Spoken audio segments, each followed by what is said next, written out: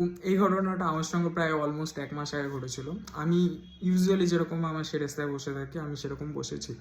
একটা দাদু আসে, এসে আমাকে জিজ্ঞাসা করে যে, "আপনার এরকম, এরকম বিভিন্ন জায়গায় নামের ভুল আছে, সেগুলোকে আমি কারেকশন করাতে চাই।"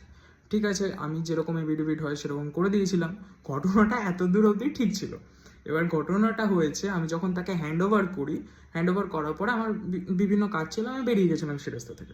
সেরেস্তা থেকে বেরিয়ে যাওয়ার পরে আমি 5 মিনিট পরে যখন আসলাম, তখন আবার দেখি দাদুটা দাঁড়িয়ে আছে। এবার দাদুটাকে আমি জিজ্ঞাসা করলাম যে, "কী হয়েছে?" এবার দাদুটা বললো যে, এরকমভাবে হাতে, জাস্ট এরকমভাবে হাতে ধরিয়ে দিয়ে আধার কার্ড আর ভোটার কার্ডটা দিয়ে বলছে হাতে লিখে চেঞ্জ করে দেবেন। আমি বলছি, হাতে লিখে কি করে চেঞ্জ করে দেবো, ওটা তো আমাদের কাছে অথরিটি নেই।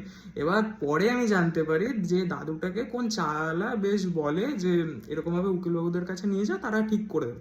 তো বিষয়টা এটাই যে আপনারা ধরুন এফিডেভিট করে চেঞ্জ করছেন, আপনাকে কিন্তু সেই অথরিটির কাছ থেকে যেতে হবে। মানে ধরুন আপনি বার্থ সার্টিফিকেট চেঞ্জ করবেন, বার্থ সার্টিফিকেটে বাবার নাম বা মায়ের নাম বলেছে, সেটা কিন্তু ওই যেখানকার বার্থ সার্টিফিকেট হয়েছে সেখান থেকেই চেঞ্জ হবে। আমাদের শুধু কাজ হচ্ছে যে আমরা এফিডেভিটটা করে দিই, সেটা ওখানে চায়।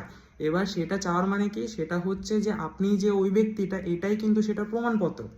তো এমনটা ভাববেন না যে এটা আমাদের কাছে নিয়ে আসলেন আমরা পুরো লিখিত এরকম চেঞ্জ করে, এরকম কোনো কিছু হয় না। সেটা শুধুমাত্র আমরা যেটা আপনাকে দিই সেটা হচ্ছে ভেরিফিকেশন, যে আপনিই সেই ব্যক্তি, এটাই হচ্ছে ভেরিফিকেশনটা।